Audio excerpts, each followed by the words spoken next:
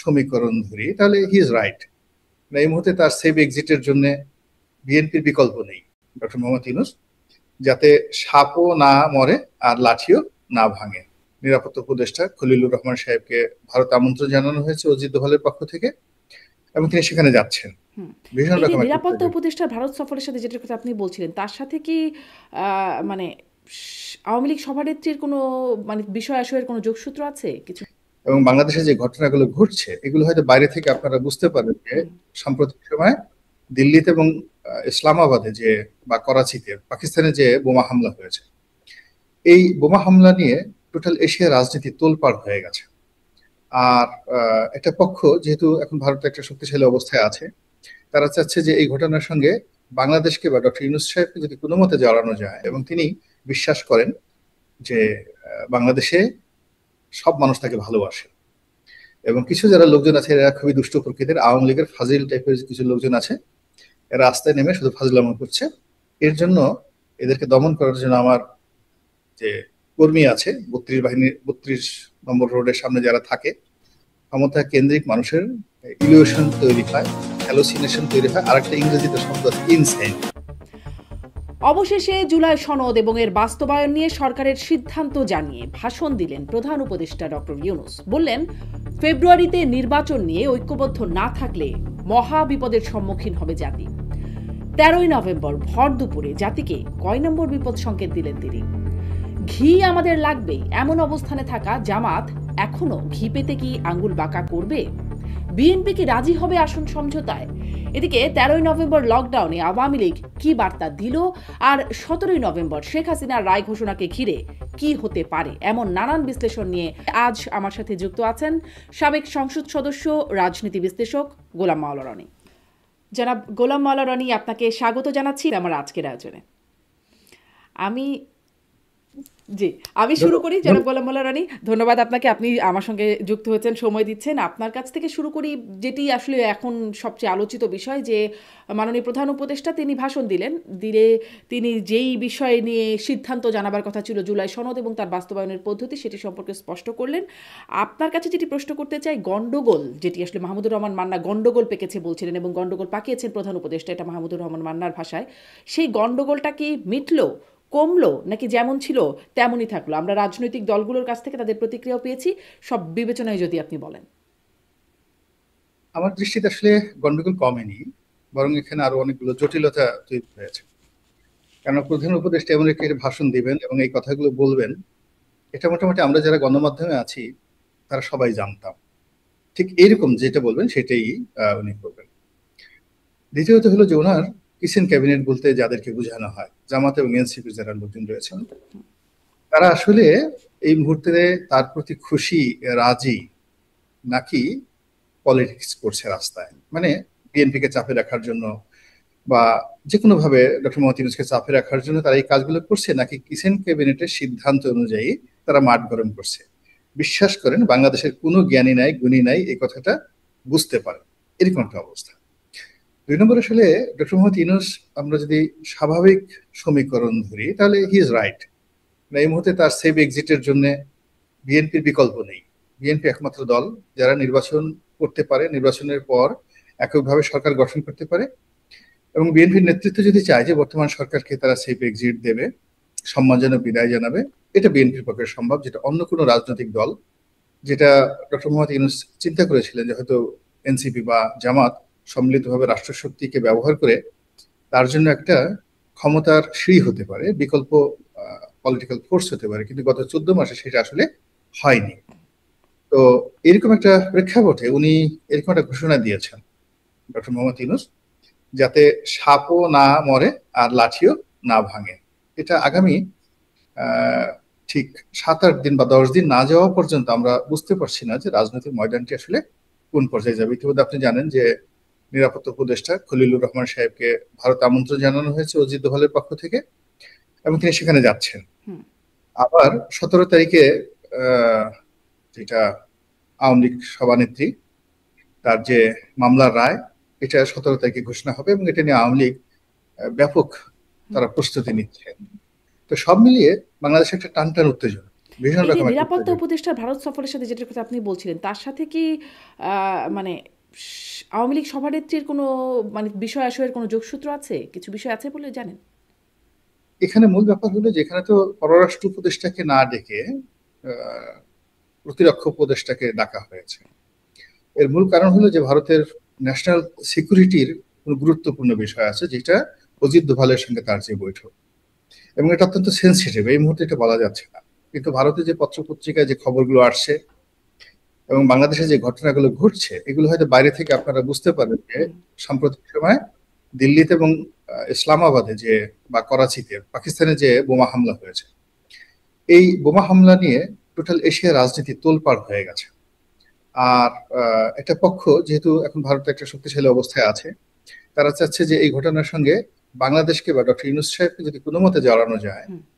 তাহলে নেতিবাচক অর্থেও ভারতের জন্য এটা খুব লাভজনক হবে বার্গেনিং পয়েন্ট অফ ভিউ থেকে।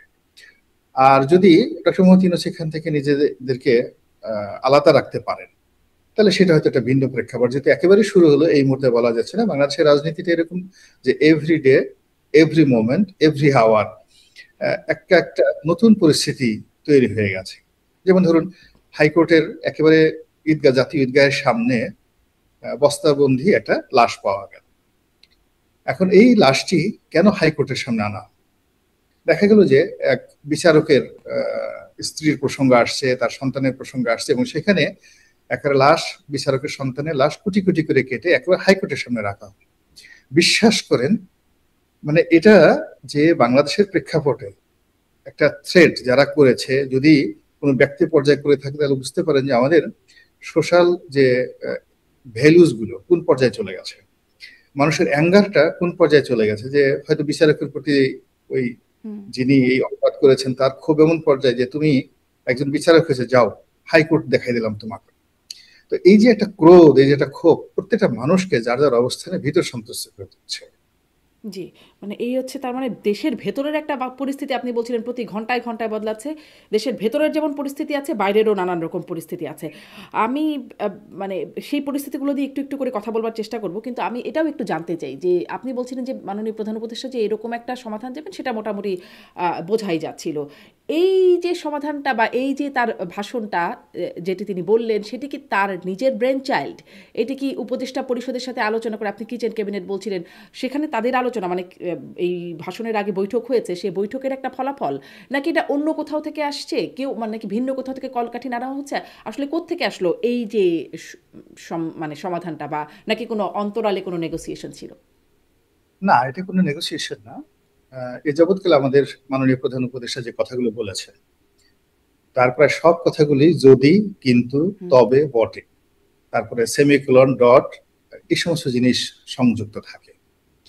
এখানেও কতগুলো শর্ত যুক্ত করা হয়েছে এই যাকে বলা হয় সনদের সঙ্গে। ইতিমধ্যে আপনারা জানেন যে যেহেতু এটা একটা রাষ্ট্রীয় প্রোটোকল, তাকে যে কোনো একটা ভাষণ বা যে কোনো একটা সিদ্ধান্ত যদি নিতে হয়, তাহলে ওটা ক্যাবিনেট মিটিং এ অ্যাপ্রুভ করতে হয়। হুম, তো এই জুলাই সনদের যে বিষয়টি, এটি ক্যাবিনেট মিটিং এ অ্যাপ্রুভ হয়েছে। তারপরে আবার এটা ক্যাবিনেট মিটিং এ যখন অ্যাপ্রুভ হয়, ফাইনাল অ্যাপ্রুভালের জন্য রাষ্ট্রপতির স্বাক্ষর লাগে। এটাকে আবার রাষ্ট্রপতির কাছ থেকে স্বাক্ষর আনা হয়েছে, এবং এই স্বাক্ষরগুলো এনে তারপর উনি জাতির উদ্দেশ্যে ভাষণ দিয়েছে। এখানে যে হাস্যকর যে বিষয়গুলো হয়ে গেছে, বাংলাদেশের ইতিহাসে জাতির উদ্দেশ্যে ভরা দুপুরে, হুম, হ্যাঁ, কখনো কেউ ভাষণ দেয়নি। এই সারা জীবনে আমরা রেডিও টেলিভিশন যখন দেখছি, এমনকি আইয়ুব খানের জামানাতে দেখেছি, হয়তো সন্ধ্যার পরে বা বিকেল বেলা, এরকম সন্ধ্যার পরে সাধারণত দেয়, রেকর্ডেড থাকে। হুম, কিন্তু এরকম ভর দুপুরে, মানে মধ্য গগনে যখন সূর্য মাথার উপরে জল জল করে জ্বলছে, তখন আমাদের যমুনা থেকে এইভাবে হুম, একটা ভাষণ আসবে ভর দুপুরে, এটা আমরা আসলে কখনো কল্পনা করিনি। আমরা হয়তো ধরে নিয়েছিলাম যে না জানি খুব গুরুত্বপূর্ণ একটা বিষয়, উনি এমন কিছু বলবেন, হুম, পুরো বিশ্বকে তাক লাগিয়ে দিবেন, জাতিকে তাক লাগিয়ে দিবেন। পরে দেখলাম যে না, উনি সেই কথাগুলি বলেছেন গত এক সপ্তাহ ধরে পত্র পত্রিকা যে ইন্ডিকেট করছিল যে কথাগুলো বলছে, সেগুলো বলেছেন। এর মধ্যে নতুনত্ব আমরা কোনো কিছু দেখিনি। ফলে এটা আপনার যেটা প্রশ্ন করলেন যে এটা ছিল তার যাকে বলে পূর্ব পরিকল্পিত সিদ্ধান্ত নেওয়া। আর এখন এর পিছনে আমার কাছে মনে হয় যে ডক্টর মোহাম্মদ ইউনূস এবং তার যারা সঙ্গী সাথী, হুম, তাদের সবারই যথেষ্ট বুদ্ধি আছে, লেখাপড়া আছে। এত ছোট একটা বিষয়, এটা আবার পরামর্শ করার জন্য বাইরের কোনো লোকজনের বুদ্ধি লাগবে, পরামর্শ লাগবে, I do not think so. না, সবকিছুতে তো বাইরের মানুষের বুদ্ধি লাগছেই, তাই না? মানে বাইরের মানুষ লাগছে। বুদ্ধি টুদ্ধি দিয়ে আবার বাইরে চলে গেছেন। প্রফেসর আলী রিয়াজের কথা বলছি, যদিও তাকে আবার বিশেষ পদমর্যাদায়, প্রধান উপদেষ্টার বিশেষ সহকারী উপদেষ্টা মর্যাদায় তাকে আনা আলী রিয়াজ হচ্ছে। তো আসলে বাইরের লোক না, উনি আমাদেরই লোক, কিচেন ক্যাবিনেটের লোক। এখন আবার তাকে বিশেষ উপদেষ্টা দেওয়া হলো। বাইরে বলতে আমি বুঝাচ্ছি র, পেন্টাগন, আচ্ছা। আরো বড় বড় কিছু, ডোনাল্ড ট্রাম্পের বুদ্ধি থাকতে পারে, হুম, হ্যাঁ, তারপরে আরো বড় বড় লোকের বুদ্ধি থাকতে পারে। তা আমার কাছে মনে হচ্ছে যে বিষয়টা নিয়ে আলোচনা করেছেন, এই হুম। বিষয়টায় সিদ্ধান্ত দেওয়া, আলোচনা করার মতো বুদ্ধি শুদ্ধি এই ক্যাবিনেটের প্রত্যেকটা লোকেরই আছে, ইনক্লুডিং মিস্টার আলী রিয়াজ, সবারই আছে। তো তারা সঠিক কাজটাই করেছে। জি, আপনি সঠিক কাজটাই বলছেন। আপনি বলছিলেন যে আ যে তাক লাগানোর মতো কিছু হয় নাই। কিন্তু মানে আসলে এটা কি মানুষ সাধারণ মানুষ এরকম কিছুই মনে করছে? সাধারণ মানুষ কি মনে করছে এটা আমি একটু আপনার কাছ থেকে বুঝতে চাই। কারণ যখন জুলাই সনদ যেদিন মাননীয় প্রধান উপদেষ্টা ঘোষণা করছিলেন, তখনও সেদিন তিনি বলছিলেন অবাক কাণ্ড, অভূতপূর্ব ঘটনা, ঐতিহাসিক ঘটনা, এরকম ঘটনা মানে বিশ্ব অবাক তাকিয়ে রয়েছে আমাদের দিকে এবং সে মানে এই ভাষণের সময়ও তিনি বললেন যে বিরাট খবর এটি একটা এবং গা শিউরে ওঠার মতো খবর। এটি হচ্ছে জুলাই ঘোষণাপত্র, জুলাই সনদ ঘোষণার দিন তিনি বলছিলেন। মানে এত সব বিশেষণ আমরা দেখছি। আসলে এত অবাক, ঐতিহাসিক, গা শিউরে ওঠার মতো বিষয় মনে হচ্ছে সাধারণ মানুষের কাছে, তা মনে হয়? না, সাধারণ মানুষ তো আসলে অবাক বলতে বোঝায় আকাশ থেকে বজ্রপাত, একেবারে আপনার মাথার উপর বিরাট একটা বজ্রপাত হবে, জ্বলে পড়ে আপনি ছারখার হয়ে যাবেন। হঠাৎ করে দেখা গেল সেই কোনো হলিউড সিনেমার মতো, মার্কস যে একটা বিখ্যাত হুম, হলিউড সিনেমা আছে তার মতো চোখ দুটো বের হয়ে একদম সামনে চলে আসবে। এতে মানুষ অবাক হয়। আপনার হাঁটু দুটো মুহূর্তের মধ্যে নাই হয়ে গেল, ম্যাজিক্যাল কোনো কিছু দেখতে চায়। কিন্তু এই যে আপনি আমি কথা বলছি বা ডক্টর মোহাম্মদ ইউনূস কথা বলছি, এতে ম্যাজিক্যাল কিছু নেই। এটা সাধারণ একটা অর্ডিনারি। লোকজন বলছে সি, আমরা সারা দুপুরে রোদের সময় বসে আছি, এটা একটা কথা হলো? আর ওদিকে দেখলাম যে সরকারের অনেক কর্তা ব্যক্তি, যাদের সত্য না মিথ্যে জানি না, তাদের বক্তব্য হলো যে এখন এই যে আওয়ামী লীগের যে লকডাউনে লোকজন ঘরে বসে আছে, এটা হুম, সত্য নয়। মূলত লোকজন ঘরে বসে আছে, লকডাউন পালন করছে ডক্টর মোহাম্মদ ইউনূসের ভাষণ শোনার জন্য। তো ধরে নিলাম যে তার ভাষণ শোনার জন্য ঘরে বসে আছেন, কিন্তু এটার মধ্যে কোনো সারপ্রাইজ ছিল না। হুম, এখন সারপ্রাইজটা কি হতে পারতো এই মুহূর্তে? আপনি বাংলাদেশের যারা লোকজন আছে, উনি যদি বলতেন যে আমরা ফেইলার, আমরা পরাজিত হচ্ছি, আপনি আমাদেরকে মাফ করে দেন, ক্ষমা করে দেন আপনারা জনগণ, আমরা এই 14 মাসে কিছুই করতে পারলাম না, অযথা আপনাদের অনেক টাকা পয়সা খরচ করলাম, তারপর আশ্চর্য হতো যে আমি চলে যাচ্ছি, হুম, আপনারা বিকল্প লোক দেখেন, আমার আর ভালো লাগছে না, আমি শান্তির মানুষ, এই অশান্তির এই যা কিছু হচ্ছে রাস্তাঘাটে, জ্বালাও পোড়া হচ্ছে, আপনারা নিজেরা নিজেরা সিদ্ধান্ত নেন, আমি চলে যাব। তো এই জিনিসগুলো মানুষ মানে মনে করছিল এটা বললে আশ্চর্য হবে, কিন্তু উনি ক্ষমতায় আছে, নির্বাচন করবেন, সবকিছু করবেন, এবং আগের সাথে দৃঢ়তা, তার মুষ্টিবদ্ধ হাত ছিল, মুখে হাসি ছিল, হুম, এবং তিনি ন্যূনতম যে রাজপথে যা কিছু হচ্ছে, দেশে যা কিছু হচ্ছে, কোনো বিষয় নিয়ে তিনি চিন্তিত নন। তিনি তার আপন কর্মে তিনি দৃঢ় বিশ্বাসী যে তিনি সঠিক কাজটি করছেন, ভালো কাজটি করছেন, এবং 10 হাতে রাজনীতি, অর্থনীতি, প্রত্যেকটা জিনিস তিনি খেলতে পারছেন, হুম, পুরো পরিস্থিতি তার নিয়ন্ত্রণে আছে। এটাই তার অভিব্যক্তিতে মনে হয়েছে, এবং তিনি বিশ্বাস করেন যে বাংলাদেশে সব মানুষ তাকে ভালোবাসে। এবং কিছু যারা লোকজন আছে এরা খুবই দুষ্ট প্রকৃতির, আওয়ামী লীগের ফাজিল টাইপের কিছু লোকজন আছে, এরা রাস্তায় নেমে শুধু ফাজলামো করছে। এর জন্য এদেরকে দমন করার জন্য আমার যে কর্মী আছে 32 বাহিনীর 32 নম্বর রোডের সামনে যারা থাকে, বা আওয়ামী লীগ অফিসের সামনে গিয়ে যারা আওয়ামী লীগ অফিসে আগুন ঠাগুন দিচ্ছে বা ভাঙচুর করছে, এরাই যথেষ্ট। এখানে আসলে এই দুষ্ট লোকদের, ফাজিল লোকদেরকে দমন করার জন্য রাষ্ট্রীয় কোনো বাহিনীর দরকার নেই। তো এই বিশ্বাসটা আমার কাছে, তার কাছে মনে হচ্ছে খুবই প্রবল তার মধ্যে এই বিশ্বাসটা। এবং তিনি তার আপন কর্মে, হুম, এবং আপনি যদি ক্ষমতার কেন্দ্রিক, ক্ষমতা কেন্দ্রিক মানুষের ইলিউশন তৈরি হয়, হ্যালোসিনেশন তৈরি হয়। আরেকটা ইংরেজিতে শব্দ আছে ইনসেইন, হুম, INSAN, ইনসেইন। এই শব্দগুলোর অর্থ আপনি যারা আপনার দর্শক নিশ্চয়ই তারা বুঝেন। তো যখনই ক্ষমতায় যায় এই শব্দগুলো একটা মানুষকে মানে কি বলবো, মৌমাছির মতো আঁকড়ে ধরে, যে আপনি এটা করেন, এটা করেন, এটা করেন। তো এখানে বেগম জিয়া বলেন, ওখানে যারা যারা ছিলেন, খুব অল্প লোকই এই 3টি বিষয় থেকে, আমাদের এই বাংলাদেশের স্বাধীনতার পরে যারাই ক্ষমতায় গেছেন, এই 3টি রোগ, ইনসেইন, হ্যালোসিনেশন এবং ইলিউশন, এই 3টি রোগের কবলমুক্ত হতে পেরেছেন খুব অল্প মানুষ, এবং খুব অল্প সময়ের জন্য। বেশিরভাগ সময় মনে হয় ওরে বাবা, আমাকে এভাবে দোতলা সেলুট দিচ্ছে, গার্ড সাবধান, আমি কি আর আছি? তারপরে সেখানে যখনই হুকুম দেওয়া হচ্ছে, আসলে রাজা বাদশাদের ঘটনা কি 5,000 বছর আগেও রাজার যে দাপট ছিল এখনো সেই দাপটই আছে। এখন মার্সিডিজ বেঞ্জ বুলেট প্রুফ গাড়ি, আর তখন সুন্দর ঘোড়া ছিল, হাতি ছিল। আগে তার মানে যে রোগটা লোকগুলো আসলে মানুষের না, রোগটা হচ্ছে ক্ষমতার। ক্ষমতার জি। ক্ষমতার একটা রোগ, তো সেই জিনিসগুলো এখন ভদ্রলোক যেহেতু ওখানে আছেন, আর ওনার তো যথেষ্ট মানুষ যখন বয়স হয়, আপনি দেখেছেন যে অতি সম্প্রতি বিশ্বের সবচেয়ে যে বার্কলেসের যে প্রধান প্রধান নির্বাহী, তিনি রিটায়ার্ড করেছেন এট দ্য এজ অফ 91 বা 93। তো বিশ্বের সবচেয়ে ধনী ব্যক্তি। তো তিনি বলছেন যে আমার আসলে বয়স হয়ে গেছে, আমি এখন আগের মতো শুনতে পাচ্ছি না, সবকিছু, আমার হিয়ারিং পাওয়ার নেই। তারপরে কোন একটা বিষয় সিদ্ধান্ত, মানে আমি শোনার পরে যে আমি সিদ্ধান্ত নেব, তো এটা আমি পারছি না। ফলে এখানে তরুণ রক্ত দরকার, বয়স আমার জন্য একটা বিরাট বাধা হয়ে গেছে। আমি বার্কলেক্সের মতো এত বড় একটা প্রতিষ্ঠান, কোটি কোটি মানুষের ট্রিলিয়ন ডলারের যে বিনিয়োগ, এটা আমি এখানে অনিরাপদ রাখতে পারিনি। এটা উনি বুঝতে পেরে এখান থেকে সরে গেছেন। কিন্তু উনি যদি ক্ষমতায় থাকতেন, ডোনাল্ড ট্রাম্পের জায়গায় থাকতেন, উনাকে ব্রাশ ফায়ার করলেও তিনি সেখান থেকে যেতেন। সব লোকজন বলতেন যে 99 কি স্যার, আপনার যদি 299 বছর হয় আপনি এখানে থাকতে পারবেন, কি বলেন, কত রাজা বাসা অতীতে 200 বছর রাজত্ব করেছে। আল্লাহ আপনার জন্য একটা বিশেষ ডিও লেটার পাঠিয়ে দেবেন, যেন আজরাইল আপনাকে 200 বছর পরে আসে। এই ধরনের কথাবার্তা সেখানে ক্ষমতার কেন্দ্রে বলা হয়। এবং মানুষ, আপনি চিন্তা করেন যে পৃথিবীর সবচেয়ে সর্বকালের সেরা একজন সম্রাট, নাম হলো শি ওয়ান টি, তাকে বলা হয় ফার্স্ট এম্পারার অফ চায়না। তো তাকে বোঝানো হয়েছে যে আপনি মরে যাওয়ার পরে যদি 5,000 আর্মি এই মাটি দিয়ে তৈরি করে সেই আর্মিগুলো আপনার কবরের চারিদিকে রাখেন, টেরাকাটা আর্মি, তাহলে কোনো মানে মৃত্যুর পরে যে দানব আসে শাস্তি দেওয়ার জন্য, কেউ আপনার কাছে আসতে পারবে। অ্যাকর্ডিংলি সে কিন্তু সেই 5,000 আর্মি তৈরি করেছে। আর্মি তৈরি করে সেই তার কবরের চারিপাশে সেই আর্মি মোতায়েন করে তারপর শেষে বলছে আমি মরে গেলে ওই আর্মির মধ্যে আমাকে রেখো। এই হলো ক্ষমতার ইলিউশন, যাকে বলে one of the most successful emperor. যে মানে একদম আপনার পুরো বক্তব্য থেকে স্পষ্ট হচ্ছে যে বাকি আমাদের শাসকদের মতো ডক্টর মোহাম্মদ ইউনূসও ইলিউশন, ইনস্যানিটি, হ্যালুসিনেশন এগুলোতে এখন ভুগছেন। কিন্তু তিনি যে বলিনি সে ভদ্র মানুষ, সে যে বলছেন আমি এটা বলছি না, আমি বলছি যে তার চারিদিকে এই জিনিসগুলো আছে।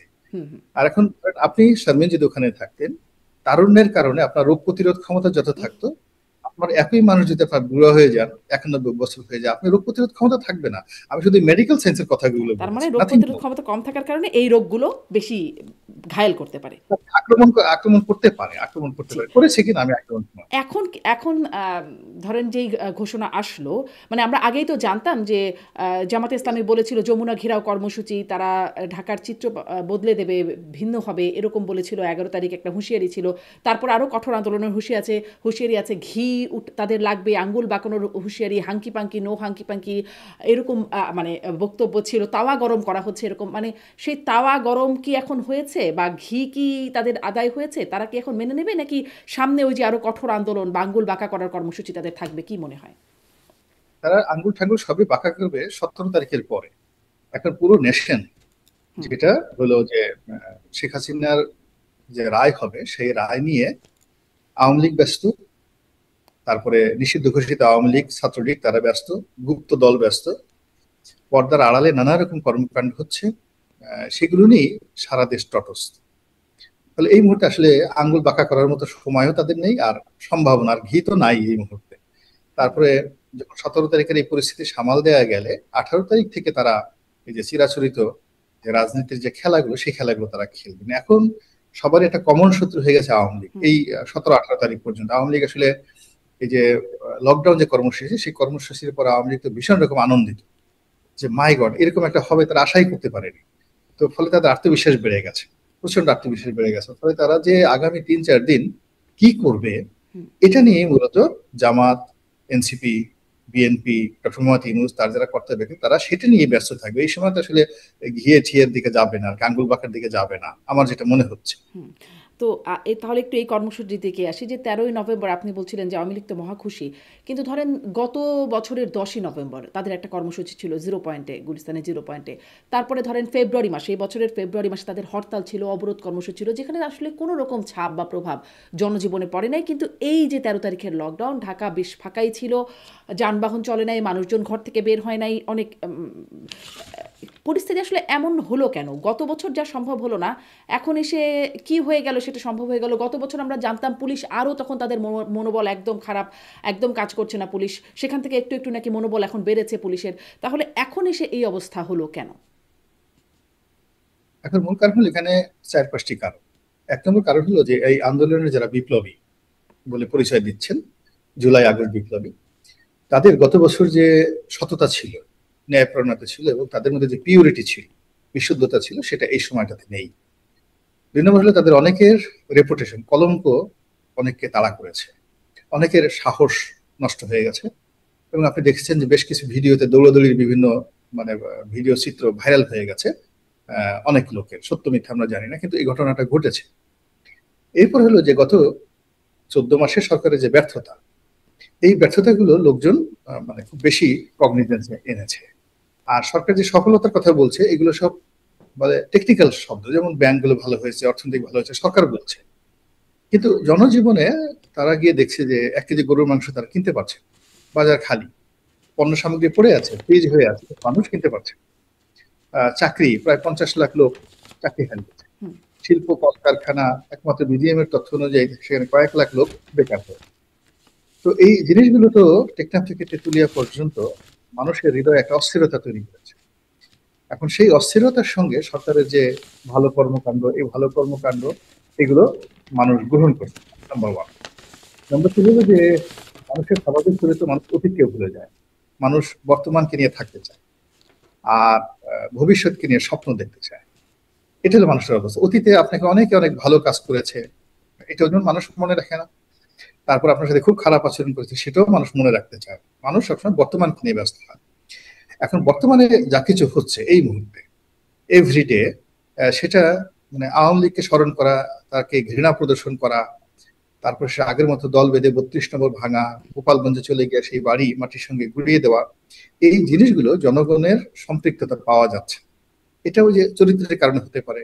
দ্বিতীয় কারণ হলো যে সরকার ভালো করতে পারেনি, এই জন্য তারা মনে করছে যেই লাউ সেই কুদু, আগিতে হলো আমরা কি পেলাম, বিভিন্ন কথাবার্তা। তারপরে আরো হতে পারে সেটা হলো যে মানুষ তো সেটা হলো যে অতীতে রোমন্থন করে। আপনি একটা জিনিস বললেন, আমাদের ডক্টর মোহাম্মদ ইউনূস তো সমস্ত মানুষের স্বপ্নের রাজপুরুষ, আমরা থেকে কামনা করেছি। একটা নারী যেভাবে এখন এই পৃথিবীর সবচেয়ে সুন্দরতম পুরুষকে কল্পনা করে, একটা পুরুষ যেভাবে সুন্দরতম নারীকে কল্পনা করে, রাজনীতির অঙ্গনে আমরা আসলে ডক্টর মোহাম্মদ ইউনূসকে ওভাবে কল্পনা করেছি যে এই রাজনীতির অঙ্গনে যারা বিএনপি আওয়ামী লীগ আছে, এরা ভালো না, লেখাপড়া জানে না, এদের কোনো নোবেল পুরস্কার নেই, তারপর শেষে এরা ইংরেজিতে কথাই বলতে পারে না, বরিশালের আঞ্চলিক ভাষা ইংরেজি বলে, এটা দিয়ে আমাদের দেশ চলবে না, আমাদের ডক্টর মোহাম্মদ ইউনূস লাগবে। তো যাই হোক, তিনি সেটা আসছেন। এখন টম ক্রুজ বা অ্যাঞ্জেলিনা জলিকে নিয়ে আপনি যতই স্ক্রিনে আবেগপ্রবণ থাকেন, কাছে পাওয়ার পরে 1 বছর করে আপনার সেই আগ্রহটা থাকবে না। তো সেই কারণে আসলে আমরা এরকম একটা আকাশের মহাতারকা পেয়ে গেছি। পেয়ে যাওয়ার পরে যেহেতু আমরা যে নেশন হিসেবে অতটা কৃতজ্ঞ না, এতটা কৃতজ্ঞ আমরা প্রতিটা মুহূর্তে অস্থির হয়ে থাকে। আমাদের এখানে মশা আছে, মাছি আছে, আপনি প্রকৃতি আমাদেরকে 1 মিনিট বসতে দেন, আপনি বসে আছেন, গালের পর একটা মাছি এসে বসলো, একটা মশা এসে বসলো, বসে আছে, দেখবেন কোথা থেকে একটা জোক চলে আসছে। প্রকৃতি ইটসেলফ আপনাকে খুব ব্যস্ত রাখে। তো এই কারণে আমরা এখন এত ব্যস্ত ছোটখাটো বিষয় নিয়ে, কলার দাম কেন বাড়লো, সবজি কলার রং ভালো হচ্ছে না, তারপর শেষে ইলিশ মাছের এবার কি হলো, দাম বেড়ে গেল কেন, চাঁদপুরে না গিয়ে ইলিশ মাছ কেন রাজশাহীতে চলে গেল, এগুলো আমরা বিতর্ক করছি। কিন্তু ডক্টর মোহাম্মদ ইউনূস যে আমাদের জন্য তার জীবন যৌবন সবকিছু শেষ করে দিয়েছেন, এটা কৃতজ্ঞতার সহকারে বিচার বিশ্লেষণ করে বোঝার মতো, কৃতজ্ঞ থাকার মতো। এই জাতির যে কবে দিশা হবে। জীবন যৌবন শেষ করে দিচ্ছেন এরকমটা কেন বলছেন? আপনার জীবন যৌবন শেষ করতে যে তার সারা জীবনের অর্জন, এখন তার বয়স 88, এখন তার সারা জীবনের অর্জন কি? সে অর্জন হলো সে একজন মহামানব। এখন ক্ষমতায় বসার পরে সবাই বলছে সে মহামানব না, সে অতি মানব না, সাধারণ মানব না, আরো কিছু বাজে কথা বলার চেষ্টা করছে। তাহলে তার এই যে যৌবনের অর্জন শেষ হয়ে গেল না? এখন তার সারা জীবনের অর্জন গ্রামীণ ব্যাংক, গ্রামীণ ফোন। এখন সেই যে দুষ্কৃতকারীরা, বাজে লোকেরা তাদের এই প্রতিষ্ঠানগুলোতে আক্রমণ চালাচ্ছে, এটা বিশ্বাস করেন, আপনার যদি হয়তো আপনার কেমন লাগতো? আপনার গ্রামের একটা ছোট বাড়িতে যদি আপনার একটা আমড়া গাছের একটা ঢিল মারে, আপনি আমেরিকাতে বসে আপনি শান্তিতে ঘুমাতে পারবেন না যে এটা যাত্রী হলো। সেই ক্ষেত্রে ডক্টর মোহাম্মদ ইউনূসের যে স্বপ্ন, প্রেম, ভালোবাসা, সেটা তো গ্রামীণ ফোন দিয়ে এবং গ্রামীণ ব্যাংক দিয়ে। সেখানে যদি কেউ আঙ্গুল তুলে তাকায়, চোখ বাঁকা করে, একটা ঢিল ছুঁড়ে, আপনি বুঝেন এই ভদ্রলোকের সারা জীবন অর্জনটা নষ্ট হয়ে গেল না? তার মানে তো খুব কষ্ট, ভীষণ রকম কষ্ট। তিনি হয়তো আপনার আমার মতো হাও মাও করে কান্নাকাটি করতে পারছেন না, গড়াগড়ি করতে পারছেন, শেখ হাসিনার মতো গালাগালি করতে পারছেন না, তারেক রহমান সাহেবের মতো হুমকি দিতে পারছেন না, কিন্তু তার তো অন্তর মানে ছারকার হয়ে যাচ্ছে যে তিনি এখন ইলেকশন হলে ক্ষমতায় আসবে বিএনপি। কিন্তু এটি কি ধরনের ঘটনা? তিনি কি করেছেন যে কারণে তার গ্রামীণ ব্যাংকে এভাবে আক্রমণ হবে? কিন্তু কিছুই করেনি। তোমরা যদি পারো বিএনপির বিরুদ্ধে লড়াই করো, বিএনপিকে যদি ডিস্টার্ব করতেছে জামাত, এনসিপি, তার তোমরা তাদের সাথে করো। আমি নিরীহ মানুষ, আমি এখানে আছি, আমি আলী রিয়া সাহেব, আমরা কত ভালো মানুষ, আমরা আমেরিকা থেকে বিশ্বের সমস্ত ভালো ভালো জায়গা থেকে সবকিছু ছেড়ে তোমাদের সেবা করতে আসছি, আর তোমরা এত অকৃতজ্ঞ আমাদের একেবারে পুরো মানচিত্র পাল্টে দেওয়ার জন্য, মানে শরীরের মানচিত্র পাল্টে দেওয়ার জন্য তোমরা হাতে তেল লাগিয়ে নিষ্পিস করছো। তো এই জিনিসগুলো উনি তো একেবারে যাকে বলা হয় যে বুঝতে পারেন সবকিছু। মানুষের মধ্যে ক্রোধ আছে, ক্ষোভ আছে, এবং মানুষের মধ্যে যে বাঙালির যে চরিত্র, জিঘাংসা, প্রতিহিংসা, ঈর্ষা, এগুলো মানুষ শুধুমাত্র এই কারণে মানুষ কি করে, মানে এগুলো সারা বুঝতে পারে। বুঝতে পারার কারণে তার ওই জায়গাটাতে তিনি চিন্তা করেন যে আমি কি করলাম, আগেই তো ভালো ছিলাম। তিনি চিন্তা করে যে শেখ হাসিনা মাঝে মধ্যে আদালতে নিত, যাইতাম, উপরে থেকে নেমে নিচে দাঁড়িয়ে সুন্দর একটা সংবাদ সম্মেলন করতাম, সারা দেশের মানুষ তালি বাজাতো, আমাকে সমর্থন জানাতো, এটা একটা আলাদা শান্তি ছিল। কিন্তু এখন অশান্তির মধ্যে পড়লাম যে জনগণ এখন আমাকে সমর্থন জানাচ্ছে। এই জন্য বললাম তার জীবন যৌবন সব শেষ হওয়ার মতো অবস্থা। আর মানে আপনি প্রফেসর আলী রিয়াজের কথা বলছেন, তারা ভালো মানুষ, তারা বাইরে থেকে এসে দেশের জন্য কাজ করছেন। তিনি এই যে যখন রাজনৈতিক দলগুলো তাদের দেওয়া পদ্ধতি ঐকমত্য কমিশনের সিদ্ধান্তর পরে যেই দান্তিক অবস্থানে চলে গেল, সেই মুহূর্তে তিনি চলে গেলেন, দেশ ছেড়ে চলে গেলেন, তিনি আমেরিকায় আসলেন, এবং এবং এখন আবার তাকে প্রধান উপদেষ্টার বিশেষ সহকারী হিসেবে উপদেষ্টা পদমর্যাদায় তাকে তাকে তার জন্য প্রজ্ঞাপন জারি করা হয়েছে। এটাকে আপনি কিভাবে দেখছেন? না, আপনারা আলী রিয়া সাহেবকে তো জেনারেল ম্যান হিসেবে ধরতে পারেন। তাকে আমাদের বাংলাদেশের লোকজন সবাই বলছেন তিনি আমেরিকার লোক, ডোনাল্ড ট্রাম্পের লোক, হোয়াইট হাউসের লোক, পেন্টাগনের লোক। তো তিনি এত বড় একটা কাজকর্ম করলেন যে আমেরিকা, মানে তার তো আমেরিকা যাওয়ার কোনো বাধা নেই, এবং তিনি সেখানে যাবেন এটা জেনে শুনেই তো আমরা তার কাছে গেছি। এখন তিনি আমেরিকা গেছেন, তার নিঃশ্বাস নেওয়ার দরকার ছিল, প্রশ্বাস নেওয়ার দরকার ছিল, বুদ্ধি, পরামর্শ, এনার্জি, এবং তিনি যে কাজগুলো কর্ম করেছেন, তার নিয়োগকর্তা যদি আমেরিকা হয়, তাহলে তো তাদের কাছে আসলে প্র্যাকটিক্যালি কথাগুলো বলতে হবে, এবং তিনি সাকসেসফুল। তিনি তার নিয়োগকর্তাদের নিকট শতভাগ সফল একজন মানুষ। তা না হলে তিনি এই আমেরিকা থেকে আবার তিনি ফেরত আসলেন কেন, যেখানে আমরা বাঙালি যারা লোকজন আছে তার সমালোচনা করছি, আমাদের ক্রোধ, কাম সবকিছু একেবারে আলী রিয়াজের উপর উগড়ে দেওয়ার চেষ্টা করছি। তো সেখানে তিনি আবার সদল বলে আমেরিকা থেকে ফিরে আসবেন, তো চারটিখানি কথা। তার পিছনে নিঃসন্দেহে একটা বৃহৎ শক্তি কাজ করছে, সুপার পাওয়ার, ন্যাচারাল পাওয়ার কাজ করছে।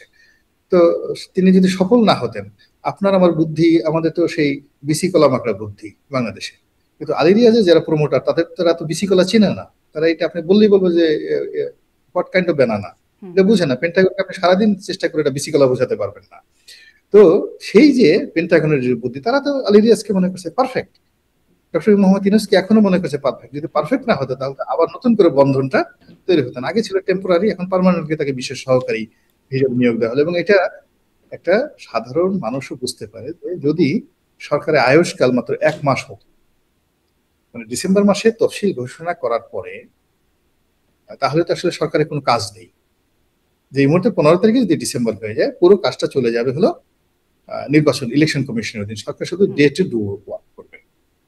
তো এখন সত্যিকার অর্থে সরকারের যে কাজ আছে, এই নভেম্বরের চলমান সময় থেকে তফসিল ঘোষণা পর্যন্ত হাইয়েস্ট 1 মাস। এরপরে শিডিউল ঘোষণা করবে, নির্বাচন হলে বিএনপি ক্ষমতা আসবে। বিএনপি তো আলী রিয়াজকে তুয়াস্তদবির করবে না, তো তুয়াস্তদবির করবে না, বরং উল্টে ফেলে তার বিরুদ্ধে বিএনপি যদি রাগ হয়ে যায়, দেয়ার ম্যানি ম্যানি রিজন। তো সেখানে সেই আলী রিয়াজ এই শেষ সময়টাতে 1 মাসের জন্য আমেরিকা থেকে আবার এখানে আসবেন, I do not think so. আমার সিক্স সেন্স এটা বলছে না।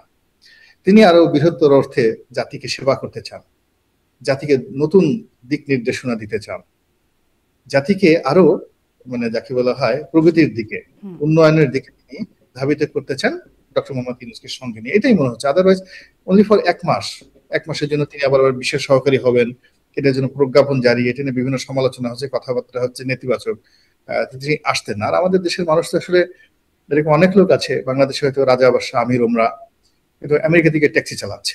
তারা মনে করছে একটা সিভিল সোসাইটি ভালো, একটা ল অ্যান্ড অর্ডার আছে, ইকোনমি ভালো আছে, সেখানে থাকলে ভালো। প্লাস বাংলাদেশে যারা কোনো কারণে বিতর্কিত হয়ে পড়েন, তারা আমেরিকাকে মনে করেন সেফেস্ট প্লেস, পৃথিবীর সবচেয়ে নিরাপদ একটি জায়গা। তো তিনি সেখানে নিরাপদে যেতে পেরেছেন, আবার সেখান থেকে তিনি আবার ফেরত আসছে। ইট মিনস আমেরিকার চাইতে এখন বাংলাদেশ তার কাছে অধিকতর গুরুত্বপূর্ণ, অধিকতর নিরাপদ এবং প্রেম এবং ভালোবাসার মানে অভয়ারণ্য মনে হচ্ছে। এখানে তিনি সবকিছু করতে পারবেন তার ইচ্ছা তাহলে মতো। আপনি বলছেন যে তার পেন্টাগন বা আমেরিকার নিয়োগকৃত, তিনি যেহেতু আমেরিকার নাগরিক, আমাকে মানে দায়ী করবেন না, আমি না, আপনার মতো বিদেশে থাকি, বাংলাদেশে থাকি। হ্যাঁ, আমি যেটা বলছি যে সাধারণ মানুষ আলী রিয়াজ সাহেবকে মনে করেন তার পিছনে এরকম একটা বড় শক্তি আছে, মানে এটা একটা বিশ্বাস, একটা অনুভূতি, এটা কোনো লিগ্যাল ভিত্তি নেই। কিন্তু আমি যখন বলবো যে হ্যাঁ তিনি তাদের লোক, তখন বলবে তোমার হাতে প্রমাণ কি আছে। আমি বললাম যে আমার কাছে মনে হয়েছে আপনি সেখান থেকে আসছেন, আমেরিকা থেকে আসছেন, একটা প্রফেসর মানুষ, আমরা তো অনেকে আমেরিকা সব জায়গাতে আছি, আমাদের কিন্তু এইভাবে কেউ পাত্তা দেয় না। আপনাকে যেহেতু পাত্তা দিচ্ছে, নিঃসন্দেহে আপনার কাছে বিশেষ কোনো ক্ষমতা আছে, এটা স্বাভাবিক, এটা অলৌকিক ক্ষমতা আছে, নাইলে এবং আপনাকে। আপনার কি মনে হচ্ছে যে আমেরিকার ইন্টারেস্ট কোনোভাবে সার্ভড হচ্ছে? আমেরিকার ইন্টারেস্ট এত বড় পর্যায়ে, সেটা তো নিঃসন্দেহে কিছু একটা আছে, বিকজ আমাদের এখানে বার্মা অ্যাক্টের কথা আমরা শুনতে পারছি, চট্টগ্রাম বন্দরের কথা শুনতে পাচ্ছি, এবং বন্দর কেন্দ্র করে বন্দরের যে এক্সিস্টিং টার্মিনাল গুলো আছে, সেই টার্মিনাল গুলো ডিপি ওয়ার্ল্ড নামে একটি প্রতিষ্ঠান, বেসিক্যালি আমেরিকান কোম্পানি, তাদেরকে দেওয়া হবে। আবার নতুন একটা টার্মিনাল করা হবে, ইট ইজ অলমোস্ট $900 মিলিয়ন বিশ্বের সবচেয়ে বড় কোম্পানি এপি মলার গ্রুপ, এটা মার্কস লাইন। তো তারা আবার আলাদা একটা টার্মিনাল করছে, ফলে চট্টগ্রামকে কেন্দ্র করে মহাযজ্ঞ হচ্ছে। তো কাজেই এখানে তো আমেরিকা তাদের ইতিহাস, কিন্তু এখানে কিন্তু নানান পলিটিক্যাল দল বা বিভিন্ন সংগঠনের আপত্তির জায়গা ছিল এই টার্মিনালে বিদেশিদের তত্ত্বাবধানে দেওয়া নিয়ে। কিন্তু মাননীয় প্রধান উপদেষ্টা এই ভাষণেও তিনি উল্লেখ করেছেন আগামী সপ্তাহে এই চুক্তিটি স্বাক্ষরিত হতে যাচ্ছে ইউরোপিয়ান একটা কোম্পানি, ডেনমার্ক ভিত্তিক আপনি যে বললেন সেই কোম্পানিটির সাথে চুক্তি হতে যাচ্ছে লালদিয়া কন্টেইনার টার্মিনাল প্রকল্পে। এটি তিনি বলেছিলেন জুলাই সনদ যেদিন ঘোষণা করেন, স্বাক্ষরিত হয়, সেদিনও তিনি বলেছিলেন। মানে এটি এত আপত্তির মধ্যে এত বেশি গুরুত্ব কি এই কারণেই পাচ্ছে যে এটি অন্য কোনো দেশের উদ্দেশ্য সার্ভ করছে? মানে কেন পাচ্ছে এক, এবং রাজনৈতিক দলগুলো এই সব বিষয় নিয়ে ব্যস্ত, মানে গণভোট, নির্বাচন, যার কারণে কি এটি একটু তাদের আলোচনা থেকে আড়ালে পড়ছে নাকি? মূলত আমাদের দেশের যে রাজনৈতিক নেতৃবৃন্দ রয়েছে, তাদের 99% লোক এই ডিপি ওয়ার্ল্ড, তারপরে যাকে বলা হয় চট্টগ্রাম বন্দর, এপি মলার গ্রুপের investment, American deep state policy, তারপর যাকে বলা হয় বার্মা অ্যাক্ট, এই সম্পর্কে একেবারে ওয়াকিবহাল নন। যারা ওয়াকিবহাল, 1% লোক যদি ওয়াকিবহাল হয়, 18 কোটি মানুষের 1% লোক ধরুন ওয়াকিবহাল, কিন্তু তাদের একটা বিরাট অংশ ক্ষমতা লোভী, বা ক্ষমতা থেকে তারা নিজেদেরকে দূরে রাখতে চায়, দে আর নট অ্যাক্টিং, তারা অ্যাক্ট করছে। যাদের হাতে ক্ষমতা আছে, আমাদের দেশে আসলে সামনে টাকা টুকে ফেলে দিলে, স্বার্থ ফিরে দিলে, খুব অল্প লোক আছে যে দেশমাতৃকের টানে আমার সোনার বাংলা আমি তোমায় ভালোবাসি, এই কথাগুলো আত্মাহুতি দেওয়ার মতো আমাদের দেশে আসলে খুব অল্প লোক আছে। আমরা যদি খুব আবেগপ্রবণ হয়ে যাই, তখন জাতীয় সঙ্গীত গিয়ে আমরা খুব গান গাই, একটু পরে যদি জিজ্ঞেস করে ভাই আপনি তখন জাতীয় সঙ্গীত গিয়েছেন আর কেঁদেছেন, আপনি কেন কাঁদলেন, আমি জানি না, আমি কেন কেঁদেছি আমি সেটা জানি না। তো এই আমাদের আবেগে আমরা অনেক কাজকর্ম করি, কিন্তু আমরা চিন্তা ভাবনা করে দেশপ্রেমে উদ্বুদ্ধ হয়ে যে আমরা এই কাজটা করবোই, যেভাবে ক্ষুদিরাম করেছিলেন, মাস্টারদা সূর্য সেন করেছিলেন, ওইরকম লোক আমাদের দেশে খুবই অল্প। ফলে এই অর্থনীতি নিয়ে, উদীয়মান অর্থনীতি নিয়ে, আমাদের স্ট্রাকচারাল ডিজাইন নিয়ে আমেরিকার যদি কোনো প্ল্যান থাকে, পরিকল্পনা থাকে, এবং সেটা নিয়ে তারা কি কি কাজকর্ম করছেন, ওটা ইভ্যালুয়েট করে জনমত সৃষ্টি করে জনগণ অ্যাক্ট করবে বা রিয়াক্ট করবে, ওই অবস্থা আমরা এখনো পৌঁছিনি। এবং এখানে দেখেন যে আমাদের অলমোস্ট সবাই আমরা নামকা অবস্থায় কিছু প্রতিবাদ করছি, আর বেশিরভাগ লোক আমরা এই রাজনীতির যে দৈনন্দিন কর্মকাণ্ড, এগুলো নিয়ে উত্তেজনা দেখাচ্ছি, ইলেকশন কবে হবে, কে ক্ষমতার ইত্যাদি নিয়ে। কিন্তু যারা এই কাজগুলো বাস্তবায়ন করতে এসেছেন বা করবেন, যদি কিছু থেকে থাকে, সেটা ডিপ স্টেট পলিসি বলেন, আমেরিকার বাণিজ্য নীতি বলেন, আমেরিকার পলিটিক্যাল এজেন্ডা বলেন, বার্মা অ্যাক্ট বলেন, তো তারা তাদের কাজ কিন্তু সমান তালে চালিয়ে যাচ্ছে। এর কারণ হলো আমরা সবাই রিয়্যাক্ট করছি, তারা কিন্তু অ্যাক্টই করছে না। ওই বিষয়গুলো নিয়ে আপনি দেখবেন তারা তাদের মতো কাজ করে যাচ্ছে, সিদ্ধান্ত নিচ্ছে, কাজ করছে এবং একটার পর একটা সিদ্ধান্ত তারা নিয়ে যাচ্ছে। আর অন্যদিকে আমরা শুধুমাত্র শব্দ করছি, বিরক্তি জানাচ্ছি, বড় বড় কথা বলছি, কিন্তু আলটিমেটলি আমরা আসলে কিছুই করতে মানে পারছি না। এবং রাজনৈতিক দলগুলো এটা নিয়ে কোনো রকম কথাবার্তা বলছে না না, না, এখন। তারা ওই বিএনপি নির্বাচন, জামাত গণভোট বা ক্ষমতায় কে যাবে এই বিষয়গুলো নিয়ে ব্যস্ত বলেই কি তারা আসলে এদিকে যাচ্ছে না, নাকি তারা আসলে মানে তাদের জন্য এটি গুরুত্বপূর্ণ বিষয় বলে মনে হচ্ছে না? তাদের জন্য এটা গুরুত্বপূর্ণ বিষয় না, এবং এটা গুরুত্ব কেন তাদের জন্য দিবে এটাও কোনো কারণ নেই। চিটাগং বন্দর ডিপি ওয়ার্ল্ড হ্যান্ডেল করলো না বাংলাদেশের শ্রমিক কর্মচারী ওয়েলফেয়ার তারা করলো, এটা নিয়ে আবার চট্টগ্রাম বন্দর কর্তৃপক্ষ করলো, নেভি করলো, এতে নিয়ে তাদের কিছু আসে যায় না। বরং এই রাজনীতিবিদদের মধ্যে যারা ঘুষ খায়, দুর্নীতি করে, তারা বরং বিদেশি যারা লোকজন আছে তাদের সাথে যদি কোনো লেনদেন হয়, এবং বিদেশি যারা লোকজন আছে তারা মানে বাংলাদেশের যে সমস্ত লোকজন জিলাপি খাওয়ায়, আমিরটি খাওয়ায়, তারা আরো ভালো ভালো জিনিস দেয়, তো তারা নিরাপদে সুন্দর মতো জায়গায় তারা পৌঁছে দিবে, কাকপক্ষীয় টের পাবে না যারা ঘুষ খেতে চায়। কাজেই এরকম বাংলাদেশে তো এরশাদের জমানাতে তখন 2200 কোটি টাকা, 2200 কোটি টাকা ব্যয় করে, যে তখন এশিয়ার মধ্যে one of the biggest investment ছিল কাকপো, কর্ণফুলী ইউরিয়া ফার্টিলাইজার ইন্ডাস্ট্রি করা হলো। তো এরশাদ সাহেব সেটা করেছিলেন। মারুবানি কর্পোরেশন একটা বিরাট ইনভেস্টমেন্ট ছিল ওই সময়টাতে, ওআইসি কর্পোরেশন একটা বিরাট ইনভেস্টমেন্ট ছিল। এখন এখন যদি আপনি 2 লক্ষ কোটি টাকা ধরেন, 2 লক্ষ কোটি টাকার ইনভেস্টমেন্ট ইকুইভ্যালেন্ট তখন 2000 কোটি টাকার ইনভেস্টমেন্ট সেই ওই জমানাতে 80-র দশক। তো সেটা হয়েছে, এবং সেটার ফলে আমাদের রাষ্ট্রীয় খাত থেকে যা ইনভেস্টমেন্ট হয়েছে তার মোর দ্যান 200 টাইমস শুধু আমরা গ্যাস 200 টাইমস শুধু গ্যাস পুড়িয়ে সারখার করে দিয়েছি। ইনভেস্টমেন্ট হয়েছে ধরেন 2000 কোটি টাকা, তো সেখানে আপনি 100 টাইমস শুধুমাত্র আমাদের যে রেটে তাদেরকে গ্যাস দেওয়া হয়, যদি আজকের দিনে গ্যাসের মূল্য ধরেন তাহলে দেখবেন অ্যাটলিস্ট 2 লক্ষ কোটি টাকা এই রাষ্ট্রের সাবসিডি গেছে এই কর্ণফুলী ফার্টিলাইজার কোম্পানিতে। তো আমরা তো এটা নিয়ে এখন পর্যন্ত আমরা চিন্তাই করছি না।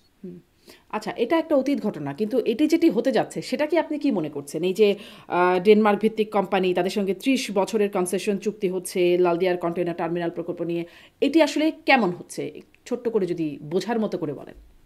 না, এটা যদি প্রথমত হলো যে এপি মলার পৃথিবীর সবচেয়ে বড় শিপিং কোম্পানি, এবং গ্লোবাল ট্রেডের অলমোস্ট 60% তারা এখন ওন করে। আমেরিকাতে শিপিং কোম্পানি সবচেয়ে বড় shipping company American presidents line, তারপরে সিঙ্গাপুর নেপসন ওরিয়েন্ট লাইন। তো সিঙ্গাপুরের যে কোম্পানি এনওএল, এরা আমেরিকান প্রেসিডেন্টস লাইন কিনে নিয়েছে। তো এই দুটো মানে এনওএল এবং এপিএল, এই দুটো কোম্পানি ছাড়া পৃথিবীর অন্য কোনো কোম্পানি এদের মানে প্রতিদ্বন্দ্বী নেই। এক সিটিয়ে তারা ব্যবসা করেছে, তারা ব্রিটিশ কোম্পানিকে কিনে নিয়েছে, পিএনও নেডলারকে কিনে নিয়েছে। তারা যত পৃথিবীর মানে যত বড় বড় তাদের প্রতিদ্বন্দ্বী আছে, মানে এদের মতো অ্যারোগ্যান্ট ব্যবসায়ী শিপিং সেক্টর পৃথিবীতে নেই। 1-2 নম্বর হলো যে এখানে তাদের যে ক্ষমতাটা, নরওয়ে, ফিনল্যান্ড, ডেনমার্ক, তারপর শেষে যে সুইডেন, এই দেশগুলোকে বলা হয় স্ক্যান্ডিনেভিয়ান কান্ট্রি, এবং এদের ইকোনমি অলমোস্ট সেম ইকোনমি। ফলে ওই নরওয়ের যে টেলিনর কোম্পানি, তো সেই টেলিনর কোম্পানির সাথে স্ক্যান্ডিনেভিয়ান সব সরকারের একটা ভালো সম্পর্ক আছে। আবার এপি মলার যে বাংলাদেশে ইনভেস্টমেন্ট করবে, এর সঙ্গে নোবেল কমিটি, ওই স্ক্যান্ডিনেভিয়ান কান্ট্রির সমস্ত সরকারের সর্বোচ্চ পর্যায়ে, আপনি চিন্তা করেন $900 million, it's not a matter of joke, মানে এর সঙ্গে পুরো ইউরোপীয় ইউনিয়ন জড়িত। শুধুমাত্র মানে এটা যদি ডেনমার্কের হতো তা না, ডেনমার্কের এই ঘটনার সাথে পুরো স্ক্যান্ডিনেভিয়ান কান্ট্রির অর্থনীতি, রাজনীতি জড়িত, তার সঙ্গে সঙ্গে আবার ইউরোপীয় ইউনিয়নের রাজনীতি জড়িত, তার সঙ্গে সঙ্গে আবার আমেরিকার রাজনীতি জড়িত। ফলে এই জিনিসগুলো যারা করেছে তারা তো করে ফেলেছে। একটা ফর্মালি যত কাজ আছে এখন তো ওই ঘটনা অতীত, মানে ওই যে কাপকোর মতো একটা পাস্ট ঘটনা, কাজ তো ঘটানো হয়ে গেছে, ডিপি ওয়ার্ল্ডের সাথে ঘটনা তো হয়ে গেছে। এখন এটা কেবলমাত্র বাধা দিতে পারতো বিএনপি এবং জামাত, যেভাবে মমতা ব্যানার্জি টাটার ইনভেস্টমেন্টকে বাধা দিয়েছিল সেই সিঙ্গুরে, পশ্চিমবঙ্গে। আবার আমরা বাংলাদেশে টাটার কিন্তু আসলে বাধা দিল না, বিএনপি জামাত দিতে পারতো কিন্তু দিল না। তাতে আসলে যদি এটা একটু বুঝতে চাই, সাধারণ মানুষ একদম মানে সোজা বাংলায়, এতে কি আমাদের জন্য ভালো হচ্ছে নাকি এটা আমাদের জন্য কোনো খারাপ কনসিকুয়েন্স বয়ে আনবে? যদি আমরা তাদের সাথে ভালো নেগোসিয়েশন করতে পারি, এটা নিঃসন্দেহে আমাদের জন্য ভালো, যদি সরকার থেকে সুশাসন থাকে, just like Singapore, just like Dubai. তো সেখানে তো 100% বিদেশি ইনভেস্টমেন্ট করতে পারলে ভালো। আর যদি আমরা সেটা করতে না পারি তাহলে এটা আমাদের জন্য শ্রীলঙ্কার মতো গলার কাটা হবে। অর্থাৎ শ্রীলঙ্কাতে যেভাবে চীন ইনভেস্টমেন্ট করেছে, তারপরে আফ্রিকার অনেক দেশগুলোতে ইনভেস্টমেন্ট করেছে, পরবর্তীতে সেই লোন দিতে তারা ব্যর্থ হয়েছে বা ব্যবসা দিতে পারেনি, রাষ্ট্রকে সেই দায়িত্ব নিতে হয়েছে। আমাদের দেশের যে তারা যে ইনভেস্টমেন্টটা করছে $900 মিলিয়ন, এটার গ্যারান্টার হবে রাষ্ট্র। আপনি লিখে রাখেন, এটা কোনো প্রাইভেট হবে না, এটা গ্যারান্টার রাষ্ট্র। যে কোনো কারণে যদি কোনো পলিটিক্যাল কারণে কোনো কারণে তাদের ইনভেস্টমেন্ট হয়, রাষ্ট্র যদি তাকে প্রোটেকশন দিতে না পারে, লায়াবিলিটিস রাষ্ট্রকে বহন করতে, এবং এটা মানে আপনাকে বুঝতে হবে যে রাষ্ট্র এখানে গ্যারান্টার করছে। এই যে আমরা এত চেষ্টা করে আদানিকে তাদের জন্য বা তাদের ইনভেস্টমেন্ট তারা সেটাতে ক্ষতিগ্রস্ত হবে না, যদির উপর মানে যদি আছে আমাদের জন্য আমরা লাভবান হব না ক্ষতিগ্রস্ত হবো, সেটি আসলে মানে রিস্কটা আমাদের উপর, যেটি আপনার কথা আমি বুঝতে পারছি যদি ভুল না বুঝি। একটু মানে আরেকটু শেষ করি যে এই ঘোষণাপত্রের আগে পরে যে বিষয়গুলো হচ্ছে, রাজনৈতিক দলগুলো যেমন এই আলোচনাটা চলছে যে বিএনপি আসলে যে এই যে তাওয়া গরম চলছে বা এত আঙ্গুল বাঁকা করার হুমকি ধামকি ইত্যাদি, বা এনসিপিও মাঠে নানান রকম হুমকি ধামকি নিয়ে আছে, আসলে এগুলো হচ্ছে বিএনপিকে আসন সমঝোতায় চাপ দেওয়ার জন্য এইরকম একটা আলোচনা গণমাধ্যমে আছে। আমি দেখছিলাম মুজিবুর রহমান মঞ্জু, তিনি বলছেন, এবি পার্টির সভাপতি, তিনি বলছেন 300 আসনের মধ্যে 150 আসনে আপনারা মানে বিএনপি আওয়ামী লীগ আসন সমঝোতার ভিত্তিতে নির্বাচন করুক, আর 100টা আসন বাকি বিএনপি 100টা, জামাত 50টা, আর বাকি 150টা আসন সবার জন্য উন্মুক্ত। আপনার কাছে এই প্রস্তাব কেমন মনে হয়? না, এটা আসলে একটা মস্করা করেছেন উনি, একটা স্যাটায়ার করেছেন, এবং ঠিকই আছে। আমাদের দেশে যত বড় বড় লোকজন আছে, নর্মাল চরিত্র হলে ক্ষমতা থাকলে বড় বড় কথা বলে, আর ক্ষমতা চলে গেলে ইঁদুরের গর্ত খুঁজে যে কোথায় মানে পালানো যায়, এটা বাস্তবতা। 2 নম্বর হলো যে আমরা যা কিছুই করি না কেন, আমাদের সবকিছুর পিছনে একটা অর্থযোগ থাকে। টাকা হলে আমরা এক ধরনের কথা বলি, টাকা না পেলে আমরা এক ধরনের কথা বলি। এরপর ক্ষমতা পেলে এক ধরনের কথা বলি, ক্ষমতা না পেলে এক ধরনের কথা বলি। আবার আপনি টাকা পেয়েছেন, ক্ষমতা পেয়েছেন, কিন্তু আপনার প্রতিদ্বন্দ্বী যারা আছে তারা সুখে আছে, এটা আপনাকে ভূতে কিলাতে থাকে, মেজাজ গরম হয়ে যায়, আমি ভালো আছি কিন্তু ও কেন এত ভালো আছে। তো এই যে রাজনীতির যে অঙ্গন, সেই অঙ্গনে নীতি এবং আদর্শ বলতে যা কিছু বোঝায়, আইডিওলজি বলতে যা কিছু বোঝায়, দেশের কল্যাণ, দেশমাতৃকার কল্যাণের জন্য সবাই কাজকর্ম করছে, এটা আসলে হয় না, রাজনীতিতে এই জিনিসগুলো নাই। ফলে এখানে ওই যে আসন সমঝোতা 150 আসন না হোক, 100 আসন হোক, এটার জন্য যে পর্দার আড়ালে নেগোসিয়েশন হচ্ছে না, আমি এটা বলতে পারছি না, এটা হয়তো হচ্ছে এবং আরো খারাপ ভাবে হচ্ছে। তবে এখানে একটা ব্যাপার হলো যে আমি দামির নির্বাচন যদি গ্রহণযোগ্য হতো এবং সাস্টেন করতো, তাহলে 2024 সনের এটা ছিল সবচেয়ে শান্তিপূর্ণ, নিরুত্তাপ, নিরুদ্রব, এবং কোনো প্রতিদ্বন্দ্বী ছিল না। এখন আওয়ামী লীগের যতটুকু ক্ষমতা আছে, এইটুকু ক্ষমতা, প্রতিরোধ ক্ষমতা 2024 সনে বিএনপি বা জামাতের ছিল না। কিন্তু তারা যে অনৈতিক কাজটি করেছে, সেই অনৈতিক কাজটা তারা বহন করতে পারে। মানে 2014, 2018 যে নির্বাচন, এটা 24 এসে পচে গলে মানুষের মনে এমন একটা বিক্ষুব্ধ তৈরি করে ফেলেছে, যেটার ভার, দুর্গন্ধ এই জাতি নিতে পারেনি।